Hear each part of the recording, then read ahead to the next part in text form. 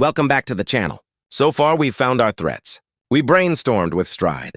We checked the catalogs like UNR 155. Now we have a big list of threats, but a list isn't enough. You can't hand an engineer a note saying the brakes could be hacked.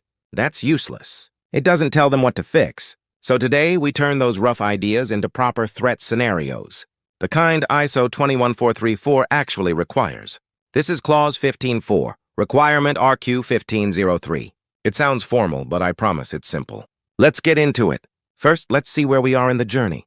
Step 1, you used Stride to brainstorm threat ideas. Done. Step 2, you checked the known threat catalogs. Done. Step 3, today, you turn those ideas into formal scenarios. You are here.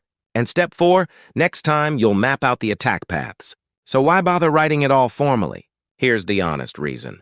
The brakes could be hacked is useless to an engineer. It doesn't say which part. It doesn't say how. A proper scenario tells you exactly what to protect. And just as important, it lets you rate the risk later. A vague threat can't be measured. A clear scenario can.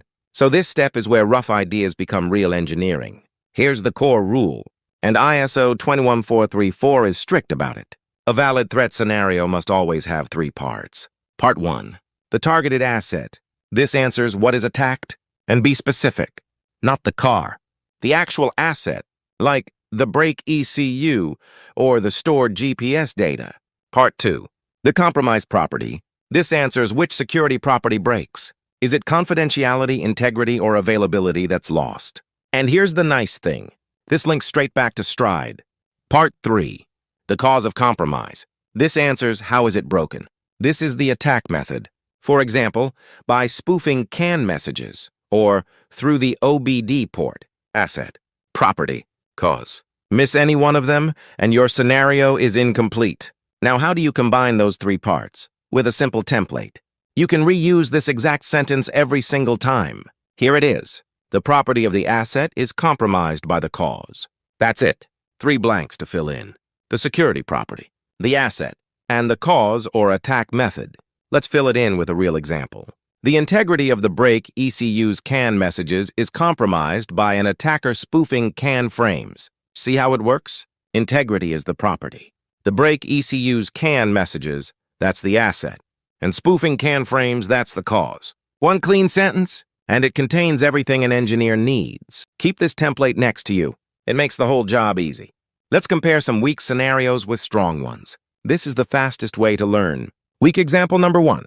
The car could be hacked. Why is it weak? No asset, no property, no method. It's useless. The strong version. The integrity of the brake ECU is compromised by spoofed CAN messages. Now we have the asset, the property, and the cause. All clear. Weak example number 2. Someone steals user data. Why is it weak? Which data? Stolen how? You can't rate that risk. The strong version. The confidentiality of stored GPS data is compromised by intercepting unencrypted telematics traffic. Specific asset, specific property, specific method. Notice the pattern. Weak scenarios are vague. Strong scenarios are precise. Precision is the whole point. Now let's build a real one together, piece by piece. We'll start with a threat straight from the catalog. Spoofing of messages received by the vehicle. That's UNR 155 Threat Group 4. Okay. Let's fill in our 3 parts. Part 1, the targeted asset, the adaptive cruise control ECU, which trusts incoming radar distance messages. Part 2, the compromised property, integrity. The ECU can no longer trust that the distance data is genuine. Part 3, the cause of compromise. An attacker injects spoofed CAN messages showing a false, larger following distance. Now we assemble it into one sentence. The integrity of the adaptive cruise control ECU is compromised when an attacker injects spoofed CAN messages reporting a false following distance. And there it is. We started with a vague catalog entry and finished with a precise, usable scenario. Here's a useful trick that trips up a lot of beginners. The same attack often breaks more than one property.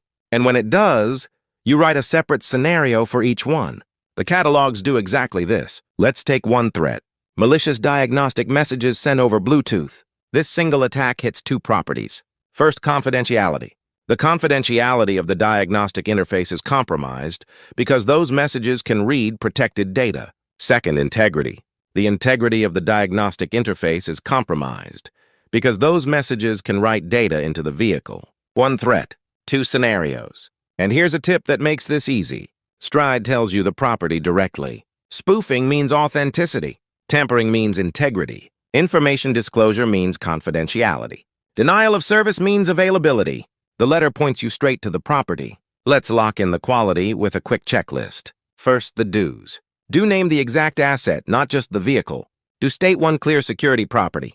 Confidentiality, integrity, or availability. Do describe the cause. The attack method. Do keep it to one focused sentence. And do split multi-property threats into separate scenarios.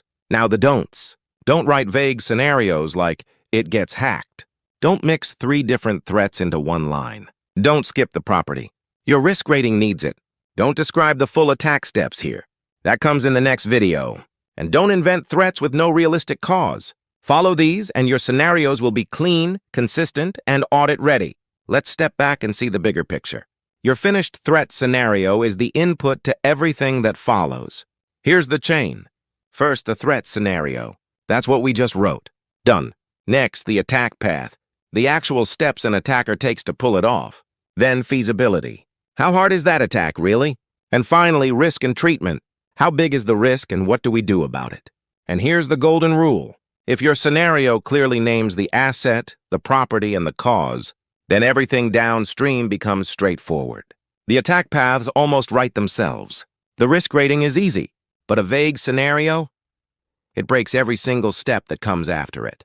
So getting this right now pays off all the way down the line. Let's bring it home. 6 things to remember. 1. A threat scenario turns a vague threat idea into precise, usable engineering text. 2. Requirement RQ1503. Every scenario needs 3 parts. The asset, the compromised property, and the cause. 3. Use the template. The property of the asset is compromised by the cause. 4. Stride hands you the property directly. Tampering means integrity and so on. 5. One threat often breaks several properties. Write a separate scenario for each. And 6. A precise scenario makes attack paths and risk rating easy. A vague one breaks everything next. That's how you write a proper threat scenario. In the next video, we'll take these scenarios and map out the attack paths. If this helped, you know what to do. And I'll see you in the next one.